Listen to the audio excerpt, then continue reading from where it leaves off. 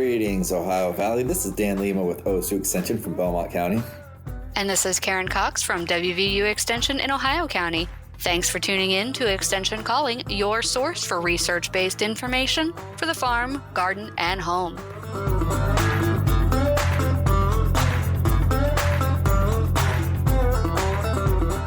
Welcome to May Showers again. Yep, welcome back to Extension Calling. We're glad everyone's joined us today, and we're going to talk a little bit about strawberry production since that was what Dan was so looking forward to at our upcoming farmers markets. Right. I mean, it's the all-star of farmers markets. It's probably one of my favorite fruits. Who doesn't like a strawberry? Well, there are those who can't have them, but we all feel for you. Yeah, I forgot. There are strawberry allergies, right? Mm-hmm. Yeah, there are other good things too. We should. But today we're going to talk about strawberry production and how to grow a good strawberry. So for all you home gardeners or farmers out there who are looking at strawberry crops, hopefully you've already got some in the ground, but if you don't, they're not quite out of season for planting yet in our northernmost listening areas. So West Virginia, Zone 6A, you're probably still good for planting some strawberries, or 6A or lower, I should say. You're good for still planting for a little while. June 1st is usually the date that we say, okay, that's enough for the planting of the strawberries, simply because it's starting to get a little warmer, and strawberries are typically happier in that cool, wet spring weather. Yeah. And it's probably one of those crops where even if you plant it on time, it's going to require some irrigation. It really likes... Like everything, it likes well drained, so it does well on raised beds, but it also likes water. It doesn't really like to dry out very much. So it's a little tedious to grow, but the rewards are great. Well, I don't know. I mean, once you get strawberries started, they're pretty easy to maintain. You just have to do a couple little things. But before we get into too much of that, we want to make sure that you recognize that there's two main different types of strawberry plants. So we have our June-bearing strawberries, and if you're planting June-bearing strawberries, like if you are planting the AC Windy, the All-Star, Early Glow, Flavor Fest, Jewel, those are all June-bearing strawberries. And there's actually a great list of varieties on WVU Extension's website for growing strawberries for beginners. So if you're new to growing strawberries, or you just want a good overview of what strawberries do well in our region, a lot of varieties are listed in that Gardening 101 Growing Strawberries for Beginners website. But for your everbearing strawberries would be your Albions, your San Andreas, your Seascape. Those are some of the everbearing varieties. Now, the biggest difference here is if you're planting for the first time this year, the June bearings are not going to give you any berries until next June. So recognize that you are setting your crop up for next year when you're planting now with your June bearing strawberries. Yeah, and it's not a bad idea to plan ahead, and you are going to start it off on a good note, too. The day neutral strawberries, like Karen was saying, those are the ones that are going to be known as the ever-bearing strawberries. Highly productive and are very flavorful. So they have 3 peaks: June, midsummer, and August. The high temperatures can affect some of the strawberries. That's why June strawberries are so popular, because by June, you're not getting to that 90 degrees that just cooks everything. And that's why strawberries are kind of one of the first things to come out. So, the disadvantage of the everbearing plants is that it kind of goes into parts of the year where it's not ideal, but it's still pushing out fruit. And also in the June berries, the plant has one major focus. So when it's ready to push out fruits, it can do that, and then you get a nice harvest. Whereas the other one is going to be more steady, and it's going to dip, when it gets hot, and you're going to have some problems keeping it cool. You're going to have to use mulch, but you are able to get strawberries later on with the everbearing plants. Right. So yeah, when you are like Dan was saying, you're June bearing, you're going to get a really big full crop at one point, and you're going to harvest that, and you're going to be done harvesting. Whereas your day neutral and your everbearing, you're going to get less in one harvest, but you're going to get more harvest going on. So think about how you are managing your garden. If you want to be harvesting a little bit all the time, then go for the everbearing or the day neutral varieties. And if you want just one big harvest and you want to be done with it because you have other crops coming in and you're not going to have the time for berry picking, then use the June bearing. And also think about, if you are doing a U-pick operation, would you prefer to have it, just during a certain time of year, and that way. So I would recommend a June bearing for a U-pick operation, because you're going to get a whole bunch of really beautiful strawberries for a short period of time. And that way it sort of like how McDonald's does with the McRib. It's only out for a short period of time, so everyone gets excited and goes and runs and grabs it.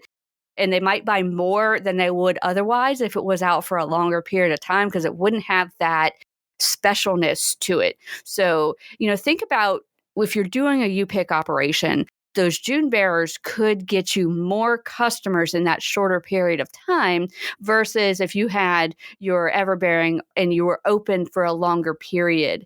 So, think about how you're going to market that and what is going to be the best for your time and your labor hours. Yeah, and let's talk about that June bearing again. And let's say it's something that you did not plant last year and you're planting right now. Like Karen was saying, you're not going to get strawberries that first year, even though it's June. But you have to make sure that you don't get any. And what I mean is, the plant's going to be focusing on establishing itself. So it might send up some flowers. And if it does, make sure you pick those off. Make sure you pinch off the flowers, let the plant establish. Because what happens if you don't is the plant will start putting resources in the flower and the fruit, and it won't get established, and it won't be able to overwinter. And as much as you were trying to almost baby that plant and get something out of it, it's just going to be too weak. So the best thing you can do is just direct that plant to do what it's supposed to do, establish itself.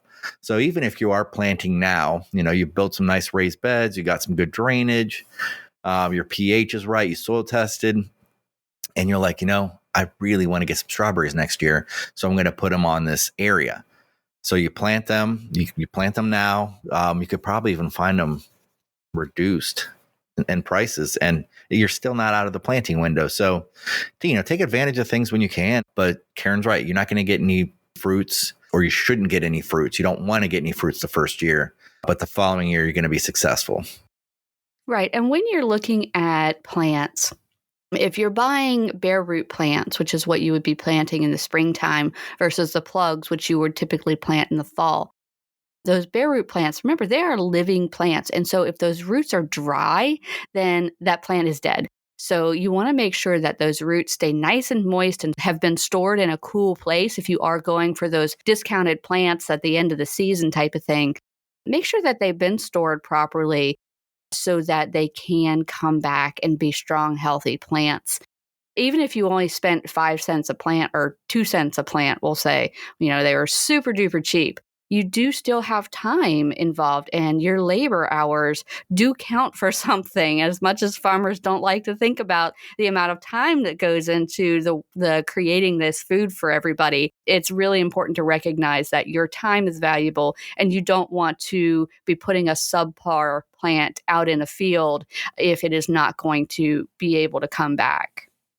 So make sure those roots are healthy. They should be a pale color, like a tan. If they're black, do not put them in the ground. If they're dark brown, I still wouldn't put them in the ground. You want them to be a nice pale, like a bone color almost, to make sure that they're healthy. They should be pliable. You should be able to bend them without breaking them. and there should be no dark sunken areas around the crown where the leaves are coming out of the root system. So look for any decay or anything like that as you're putting these plants in the ground. If you happen to see one that looks a little bit off, save yourself the trouble of potentially introducing a disease to your field and just get rid of those. Exactly. And I'm glad you said that, because a lot of times, especially like more of the herbaceous type vegetables and fruits, that's not the expensive part. The expensive part is the growing, the fertilizing, the harvest. And Karen was absolutely right. Even though they might be reduced, and I did kind of say, hey, you could get some cheaper plants because we're almost past the season, and some people might think we are, but we're okay. You still want to make sure you're getting good quality, because again, that cost comes the whole year after you put them in the ground. Right. And when you're putting them in the ground, plant midway up the crown, but you want to make sure that you don't bury that crown. Make sure that they are planted high enough and you're not smothering that crown, because it does need access to oxygen. It's sort of like planting anything too deep. It's not going to get the proper soil to air ratio. So make sure you're not completely burying the crown, but you can have the soil up around the crown. That's going to be okay. Yeah. And when cold comes, you're going to protect it with mulch. So it's okay to have it slightly exposed. Now, when you are selecting the site, you also want to make sure that you're away from trees and other types of shade, like whether it be a building or just anything tall. Strawberries do like full sun. The thing about trees is not only do they cast shade, but they also compete for water. So one of the things that I've noticed with hydrangea plantings, hydrangeas that are planted too close to trees typically don't hold their flowers as long because they're competing for water. The first thing to go when a hydrangea plant gets thirsty is the flower. So similar thing to strawberries. They like a lot of water, but they do like good drainage. But if you're close to a tree, now you got competition. So try not to plant too close to trees, and try not to plant them where water will sit and you don't have good drainage. Well, yeah, and you touched on one of my soapboxes there, Dan, is under tree gardens often disturb root systems of trees and make your trees less healthy too. So I won't get on that soapbox today, but strawberries also need a good amount of sun. You want to make sure that they're getting full sun. If strawberries don't get enough sunlight, they don't have the ability to put those sugars in and make them sweet. And that's one of the problems if you're trying to grow strawberries in a high tunnel in the wintertime. You can keep the temperatures warm enough to get these plants to grow, because they do grow well in those lower temperatures. But what they don't get is the hours of sunlight to create those sugars to make the strawberries sweet. And so oftentimes winter grown high tunnel strawberries are not as sweet as they should be. Yes. And you did talk about planting, right, Karen? You talked about making sure the crowns aren't too deep, making sure they're not too shallow. One of the recommendations from Minnesota, we're kind of looking at some of their fact sheets here, is to plant at the depth of the container, which is a clever way to do it. It's just another tip. Usually those containers are about 2 inches. So you can measure that out, and chances are that's where the roots are going to be at anyway. So you're planting the roots in, and the crowns are going to be right at the surface there. Yeah, and that's for a container, like if you're buying starts or something, which you might be able to buy at the farmer's market right now. But when you're putting them in the ground, you want to make sure that they have enough space to grow. Like strawberries send out runners, and while you're going to pick some of those off, you still want to allow them that opportunity to get that extra leaf area. So you want to set your plants. If you're using a raised bed, you can set them 8 to 14 inches apart. If you're not using a raised bed, give them a little bit more room, 12 to 24 inches apart, and then maybe 36 to 48 inches between your rows.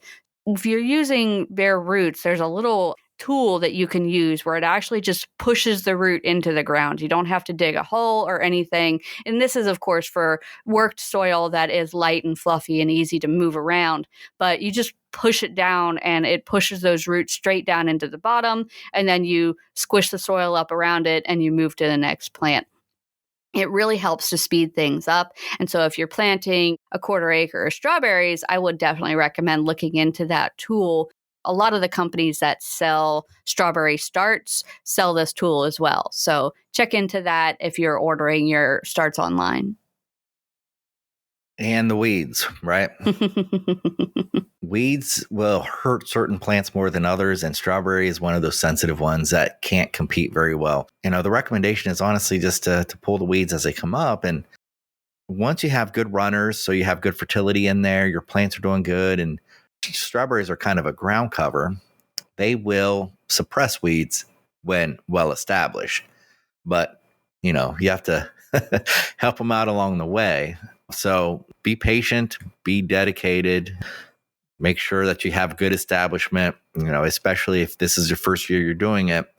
Don't expect strawberries, but you want to see it grow and you want to see it in good cover. Remember, make sure you have a well-drained area, which is one of the reasons why pretty much the catch-all for most success is a raised bed garden. We're not as fortunate as Western Ohio, I guess, where, you everything grows, even if you drop a seed on the ground. Yeah, apparently those muck drained soils are quite nice. Yeah. High organic matter and good fertility.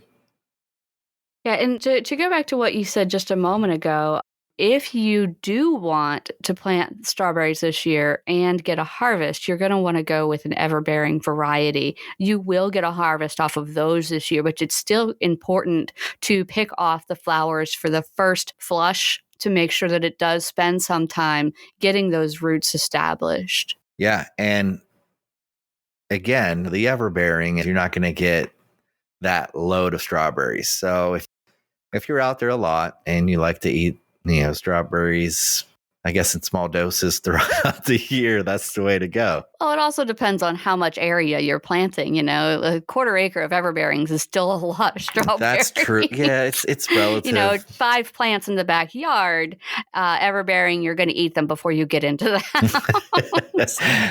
But it's good to know, right? Yeah. If you're kind of looking for that good early summer start with a lot of strawberries, the best thing you can do is both, right? Do a little bit of everything. Yeah. Variety is usually the kind of the key in agriculture for most success stories, especially in the smaller farms. Some years are better than others for certain things. And if you have a variety of things, hopefully if one thing's not doing well, the other thing is doing well.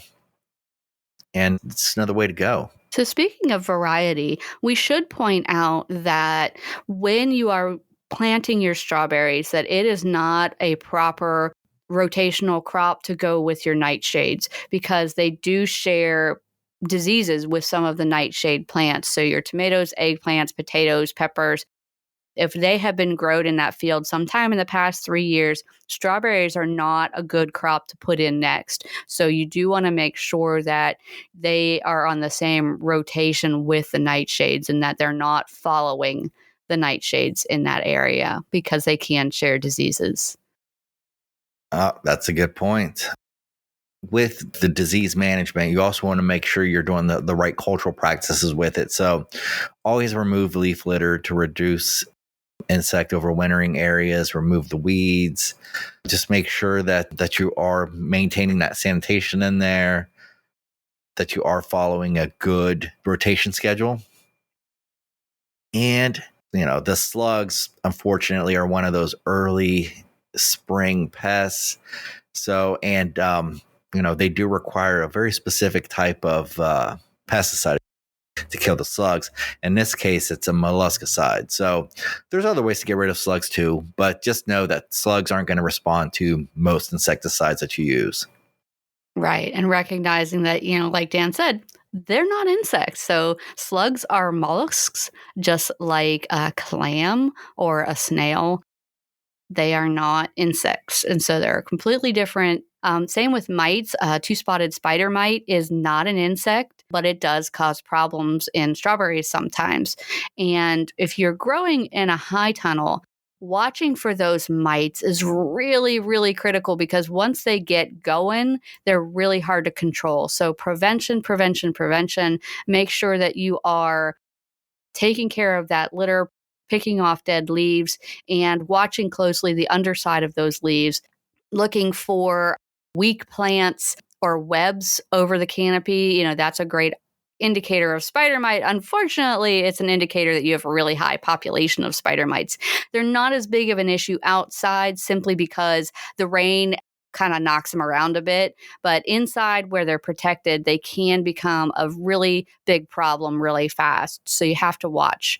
But from a disease perspective, one of the best things you can do is to add a mulch, like a straw mulch or even a plastic mulch underneath your leaves and flowers of your strawberries so that they're not touching the soil. Remember, a lot of the disease problems that we have in our gardens are soil-borne diseases, and they overwinter in the soil, and those rain splatters splash them up onto the plants, and that is how the infection occurs. So preventing that soil splash onto the plant is going to go a long way to preventing some of the problems that are very common with strawberries. Gray mold is a really big one, especially if we have a lot of hazy, humid days.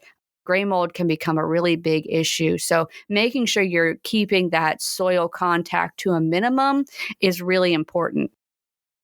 I do want to go back and throw in, if you're using plastic mulch, you've got to have irrigation under the mulch in order for your strawberries to survive. So make sure that if you are going to look at using plastic mulch, you're also looking at using a drip irrigation system underneath that mulch. And bigger than insects, you're going to have problems with rodents and birds. Oh, yeah. So the best way to get rid of rodents is just to set traps, around your plantings. Put something in there that they like a little bit more than strawberries, which is hard to believe. But, good luck. But basically, you're going to have to trap them. You really don't want to start messing with things that kill mammals around food that you eat. It's just not a good idea. And it's probably against most labels anyway. So trapping is a great option. So, set traps around it for the rodents, whether it's a vole, whether it's just a field mice, which are essentially the same thing. I'm gonna go against you on that. All right. Well, they're similar. They cause the same kind of problems, but mice are going to be completely above the ground, and voles kind of play that middle ground between a mouse and a mole, where they're they're in the soil, but they're at the surface of the soil. And so if you lift up your mulch and you find those tunnels under the mulch, but not really dug down, those are voles, and oh my gosh, they can be so hard to control. Yeah. And you did say the use of mulch is great for those fungal diseases. Unfortunately, it does kind of bring in those types of rodents. Yeah. So just keep your eye out. I mean, again, when you're trying to treat one thing, sometimes you have to look out for something else, and it's always a constant battle. But yeah, and honestly, a cat is a great control for rodents. And I mean, going back to Egyptian times, that's one of the reasons cats were worshipped, was because they protected the grain that fed the people. And so, having a good cat. But stray cats, remember, if you're feeding stray cats, they are going to be able to make more stray cats because they'll have bigger litters for the full belly, but they also will be less likely to hunt and kill rodents, which is a lot of times why you want to have a stray cat around or a farm cat around. So I'm not saying starve them. You can still give them a little food, but be restrictive if you are trying to prevent, if you're trying to use cats as a control device. Well, you also have birds, and the birds will eat the strawberries sometimes when they're small before they're real tasty, but the birds will eat them anyway. So it's kind of a separate problem. Your cats might help out. Oh, cats are really good bird hunters. They are. I was going to say they're probably not going to be as good at catching the birds as they are the rodents. But you know what? I'd say you're probably close call. But to keep birds out without a cat, you can use those reflective ribbons, the mylar tape that just kind of wiggles around and sparkles. You can use those big eyes, the eye balloons that look like a predator. It just makes birds think that there's a predator there. You could also use those air dudes that you see at car lots, that wiggle the air around and dudes. flop all over the place. Yeah, the air dudes. I don't know what they're officially called. I'm sure they have a name, but I don't know, but I had to think about that one. Okay. but yeah, they're really good at scaring off birds too. So those are some options for birds if that is your issue. Yeah, and netting gets pricey. Yeah, and it's a pain in the butt. But then again, if you have a small raised bed, you could put some netting up. That's true, yeah. And it's going to be more critical at fruiting. So you don't have to keep it up all the time. I mean, basically, when you start to get strawberries, you're going to put up the netting. So right now, if you planted last year. Yeah. If there are no strawberries, the birds aren't going to mess with it. So if you have like a nice little cage or something that you did, but you also want to be careful that you're not casting shade. So don't use shade netting, use bird netting. Right. And, also keep in mind if you're using row cover, that does reduce the sunlight too. And so probably it's about that time to remove row cover from strawberries so that they can get that extra sun, give them that extra boost. And you want to make sure, like if you're watching them and they haven't produced many runners by, let's say, mid-July, and we're talking about your June bearers here. So you've planted your June bearers and you're not seeing a whole lot of runners. Maybe give them a little boost of nitrogen, help spur that growth. But also when they're done flowering for the year and you're done picking strawberries, make sure that you give them a nice good dose of compost or fertilizer to help them refill those roots with a lot of good stores so that next year you're going to have really healthy plants and lots of yummy strawberries. Hey friends, we need your help. In order to help keep this show going, we need to hear back from you. Please take some time and check out our evaluation. You can either contact us directly for a copy, or you can go online to https://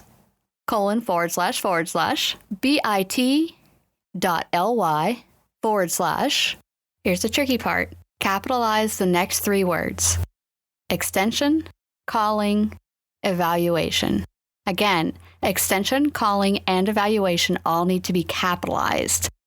So bit.ly/extension, calling, evaluation. Give us your thoughts. Especially, let us know if you've used any of the information you've gained from our show. Once again, you can reach us directly.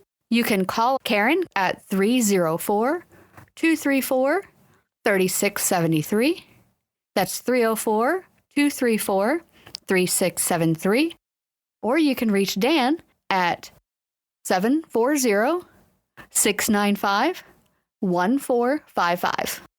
That's 740-695-1455. Let us know how you use the information that you get from this show, whether it is change in your shopping habits, a change in your gardening, or simply just expanding your mind. We want to know. Thank you so much for your time. Thanks for listening to Extension Calling. This show is a collaboration between OSU Belmont County Extension Educator Dan Lima and WVU Ohio County Extension Agent Karen Cox. If you'd like a transcript of this show, contact us at the office. Also, let us know if you enjoy the show by ranking us on your podcast app.